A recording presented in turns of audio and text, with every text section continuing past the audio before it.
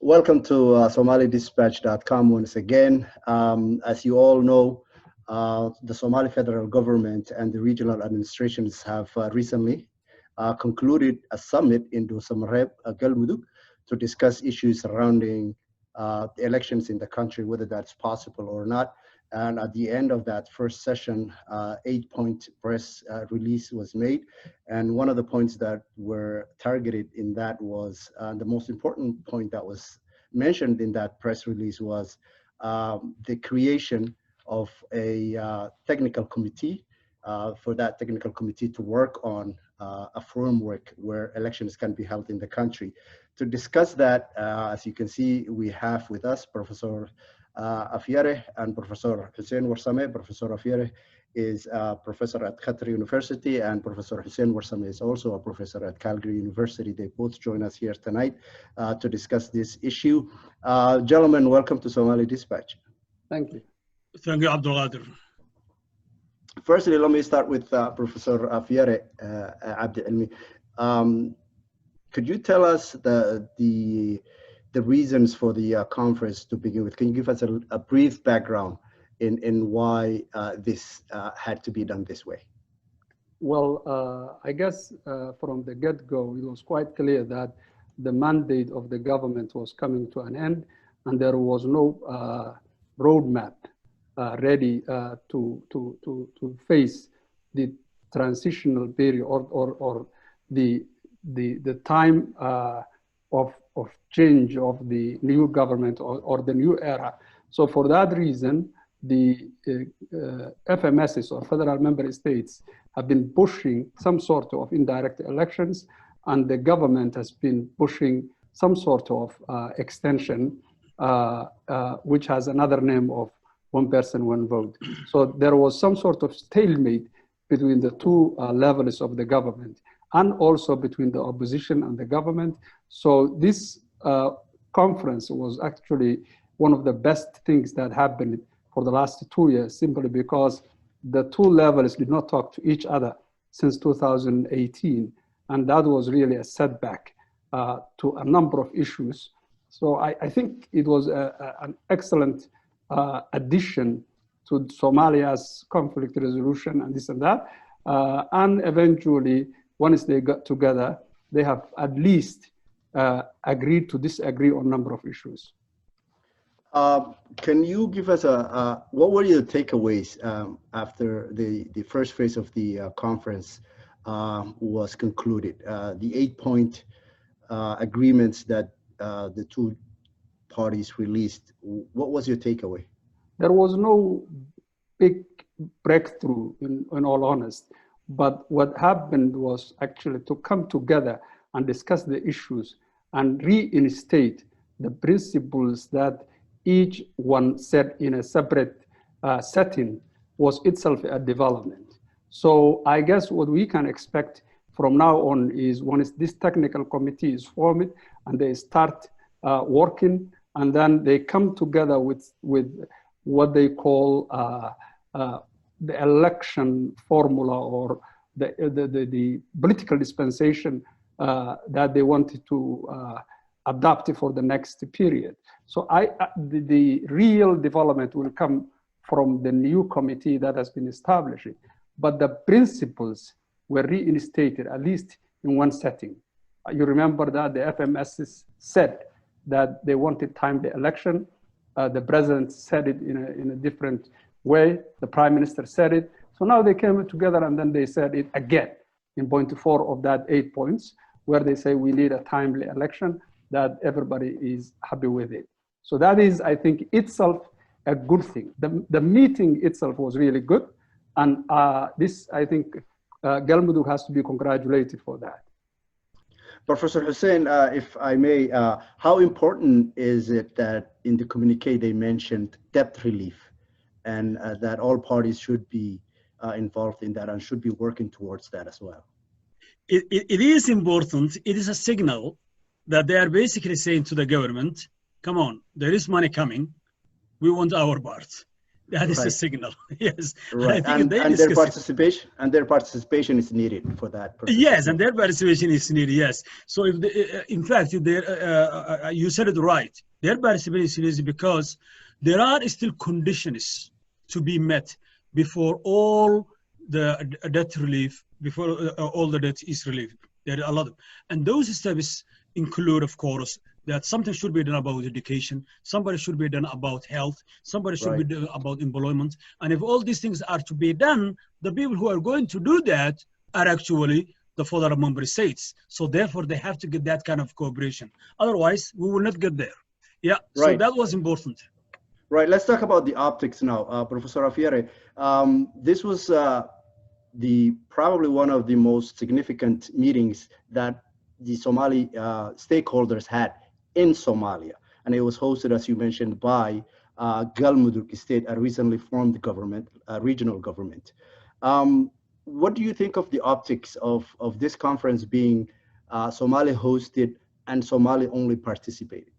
Really an important development, and I would say a transformational change to the way Somali politics is done. We all know the process that brought the new Galmudug government to the, before it was born. There were lots of problems, but once the new president was elected, selected, whatever it is, actually he adopted a new way where he attains or earns some sort of legitimacy through engaging his or her, his opposition members. And I think this was really important. The optics was really good. It sent a very, very positive message about Somalis, that they can talk to each other and that they can actually respect each other and host and trust. This is really not an easy thing. And I have to also appreciate that both the president and the prime minister went there, even though when they tried to host it, the invitation was declined. That also is really a good thing. So right. Maybe, inshallah, we Somalis are moving to a different stage. Excellent. Professor Warsame, if I ask you a question regarding optics, this conference did not include other Somali stakeholders. There were, as Professor Afyare alluded to, the member state participation and the federal government. As you and I and all three of us know, there's a lot more stakeholders, be they the opposition, civil society, women. Those were absent, and it looked like, if you will, the good old Somali politicians, good old boys, getting together in Dhusamareb. As good as it was, there was some things lacking for to achieve significant movement in Somali politics. How did you see that aspect of the optics of the conference? True. First of all, let me agree wholeheartedly with Professor Afyare in the sense that Galmudug warmed my heart. It really did. A year ago, I made a little prediction. It was more like close to a joke as well. And I put it on the internet and I said, 3 things will happen in 2020. One of those will be, there will be debt relief. 2, Ahmed Madoubi's government and the federal government will open some kind of a dialogue. And at that time, people were laughing at me actually because they didn't think that that would be possible.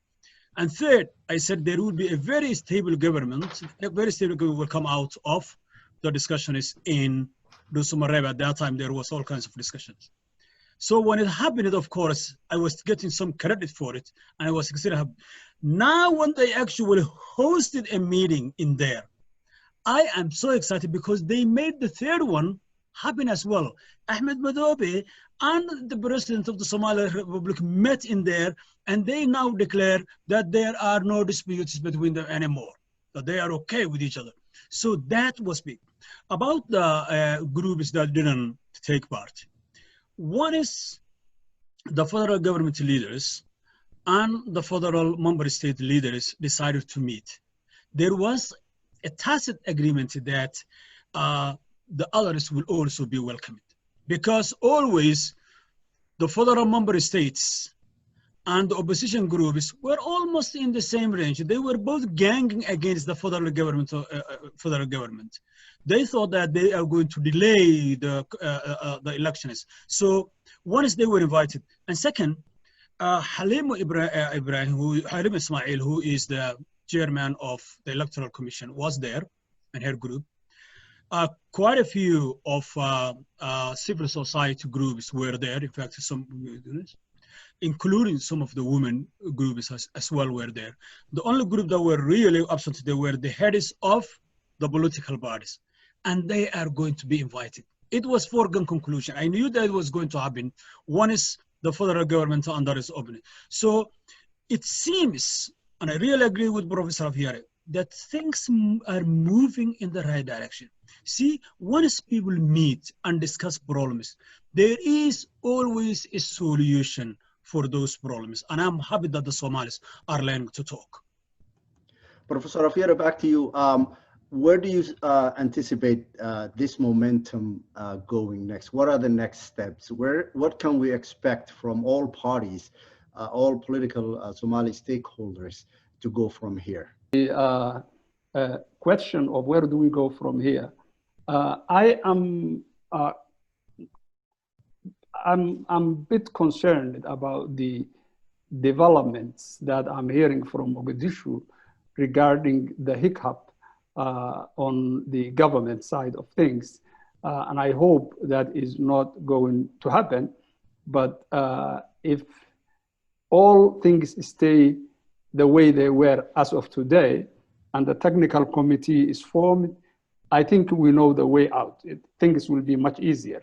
But if there is, a new crisis coming from Mogadishu in terms of instability in the government, I think we will have, we are in uncharted territory, and I don't know where it will lead us to. It is true, and the latest has been that, it could actually be seen even when the conference was going on prior to the government joining and going to Dhusamareb. There seemed to be a fracture among the cabinet and Villa Somalia.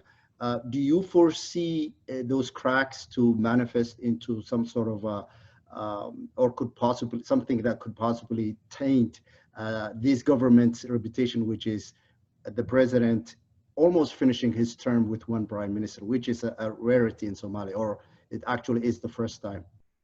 It seems that at least the prime minister is perceived to have worked with some FMSs in terms of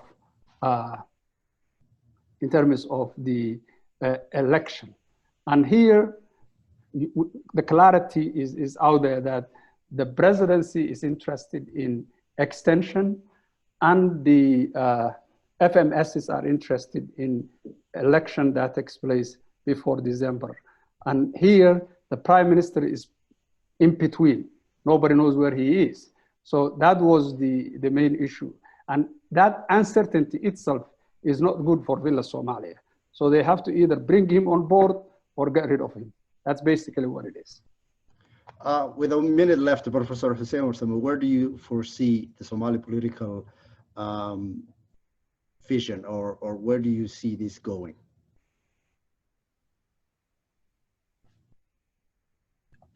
I believe that probably there won't be big crisis.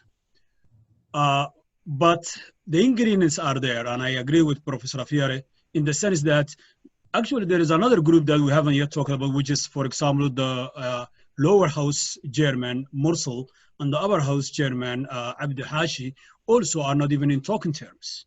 So we do know that there is. And secondly, Mursal wants to basically make sure that he retains some power. So he and some other groups are talking to the president, and others are talking to the prime minister. So there is the possibility that that may happen. But still, I believe that because there is a momentum was created, I believe that those crises will probably be solved. But if the prime minister somehow and the president actually don't work together this time, I think there should not be another prime minister nominated. There should be, I think, some kind of a national government, what they call a coalition type of thing that could be nominated, which is basically will be a take-care government until the elections are formed. But I don't expect a big crisis. Thank you, gentlemen. Thank you very much for joining us today in discussing this issue. I anticipate this is not the last time we'll be talking about this. The Professor Afyare Elmi, Associate Professor of Qatar University, and Professor Hussein Warsame of Calgary University. Again, I thank you, gentlemen. See you next time.